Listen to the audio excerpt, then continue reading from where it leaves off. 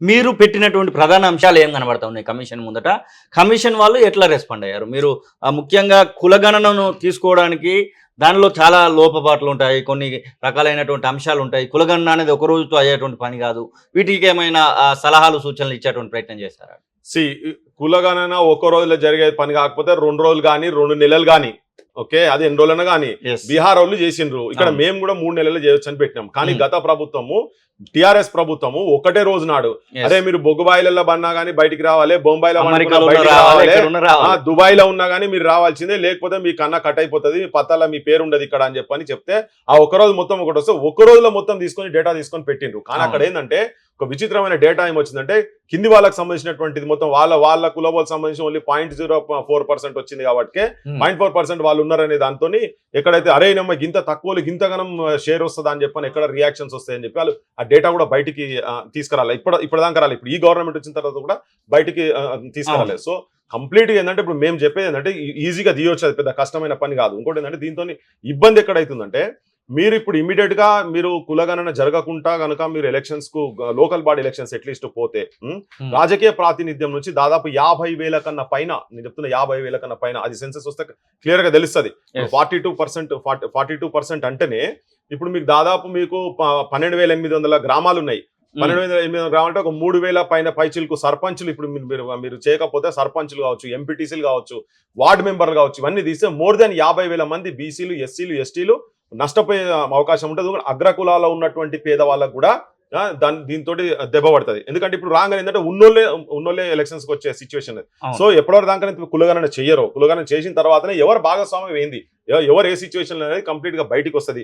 Complete గా ఆర్థిక అసమానతల గురించి కూడా రాహుల్ గాంధీ మాట్లాడుతా ఉన్నాడు. సో రాహుల్ గాంధీ అక్కడ మాట్లాడేది ఒకటి, ఇప్పుడు వీళ్ళైతే మొత్తం తయారై ఉన్నారట, ఇమీడియట్ గా మేము ఎలక్షన్స్ పోతామని తయారున్నారట. మేము చెప్పేది ఏంటంటే ఫస్ట్ డిమాండ్ గా ప్రధానంగా ఎప్పటివరకైతే మీరు సెన్సెస్ చెయ్యరో అప్పటిదాకా మీరు ఎలక్షన్స్ పెట్టాల్సిన అవసరం లేదు. ఆల్రెడీ 6 నెలల నుంచి 6 నెలల కిందనే జరిగేది ఉండే కదా, ఇప్పటిదాకా పెట్టలేదు. ఇంకో 4 రోజులు తీసుకుంటారా, 2 నెలలు తీసుకుంటారా, మీకు గనక పట్టుదల ఉండి గనక పేదోనికి కనుక భాగస్వామ్యం కావాలని చెప్పి మీకు అనిపిస్తే మాత్రం మీరు వెంటనే ఆ పని చేస్తారు. ఇమీడియట్ గా సెన్సస్ తీయాల్సిందే. అదే విషయం ఆడ ముంగడ పెట్టినాం. దాన్ని కూడా ఎంత శాస్త్రీయంగా ఎక్కడ కూడా ప్రతి ఏ సెక్షన్స్ ఎవరు చూసినా కానీ, కోర్ట్స్ కానీ ఎవరు చూసినా కానీ ఇది అవసరం అని చెప్పని అంటున్నారు కాబట్టి అది కంపల్సరీ తీయాలి. రాజకీయ పరంగా నేను మీ ఛానల్ ద్వారా జనానికి చెప్పదలుచుకుంది ఏంటంటే గ్రామీణ స్థాయిలో ఉన్నటువంటి ఎంపీటీసీలు కావాలనుకునేటోళ్ళు కావచ్చు, సర్పంచ్లు కావాలనుకుంటోళ్ళు కావచ్చు, వార్డు మెంబర్లు కావాలనుకుంటోళ్ళు కావచ్చు, చాలా నష్టం జరగబోతున్నది. కాంగ్రెస్ వాళ్ళు కనుక కులగణన కనుక చేయకుండా కనుక పోతే ముంగడికెళ్ళే పొడుస్తున్నట్టు. తెలంగాణ అసెంబ్లీలో పొన్నం ప్రభాకర్ ఒక ప్రతిపాదన తీసుకురావడం జరిగింది. దాన్ని ప్రభుత్వం ముందర కూడా పెట్టడం జరిగింది. దాన్ని వెంటనే ఒక రకంగా చెప్పాలంటే కులగణనకు అక్కడ పునాది పడిందని చెప్పేసి కాంగ్రెస్ పార్టీ వాళ్ళు చెప్తా ఉన్నారు. ఆ పొన్నం ప్రభాకర్ మాట్లాడినటువంటి అసెంబ్లీ మాటల మీద మీకు నమ్మకం లేదా? మరి లేదు. ఎందుకు లేదంటే రిజల్యూషన్ పెట్టిండ్రు, దానికి కూడా చాలా పెద్ద కథ జరిగింది. ఓకే, దానికి కూడా పెద్ద కథ జరిగింది. రిజల్యూషన్ పెట్టిండ్రు, కానీ ఆ రిజల్యూషన్ జీవో 26 15వ తారీఖు 3వ నెల పెట్టిండ్రు. పెట్టుడైంది సంపూర్ణ అన్ని కులాలకు సంబంధించిన కులగణన అనేది రిజల్యూషన్ వచ్చింది. కానీ వీళ్ళు అడ్వర్టైజ్మెంట్లలో మొన్న ఎలక్షన్స్ కు ముంగట అడ్వర్టైజ్మెంట్ ఇచ్చుకుంటా బీసీ కులగణన అని పెడుతున్నారు. వీళ్ళు ఎంత అక్కడనే కుట్ర ఉంది, అందరికీ చేయాలి కదా. అందులో ఎస్సీలోకి ఉపయోగపడుతుంది, ఎస్టీలో ఉపయోగపడుతుంది, అగ్రకులాల పేదవాళ్ళకు కూడా దాంతో లాభం ఉంటది. కాబట్టి నువ్వు అందరు తీయాలి. అసమానతలు ఎట్లా తీస్తావు నువ్వు? ఎవరు జనాభా ఏందో తెలియంది. రాహుల్ గాంధీ సంపద పంచుతా అంటున్నాడు. ఎట్లా పంచుతావు? నీకు తెలవాలి కదా సంపద పంచేందుకు నీ డేటా ఎంతనో తెలవాలి కదా.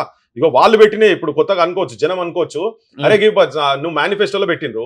మేనిఫెస్టోలో ఇప్పుడు చెప్పిన కదా 16వ పేజీ చూడండి, ప్రధాన అంశాలు టిక్ చేసిన వాళ్ళు ఏమంటారంటే ఇప్పుడే ఎందుకు మాట్లాడుతున్నారు మీరు? అరే నువ్వు 6 నెలల లోపల నువ్వు చేసే పెడతా అన్నావు. వాళ్ళే చెప్పిండ్రు 23,973 మందికి నేను బీసీలకు రాజకీయంగా ప్రాతినిధ్యం వహించేటువంటి స్థాయిలకు మేము రిజర్వేషన్ చేసి ఎన్ని రోజుల లోపల 6 నెలల లోపటనే ఇక్కడ పెట్టింది చూడండి.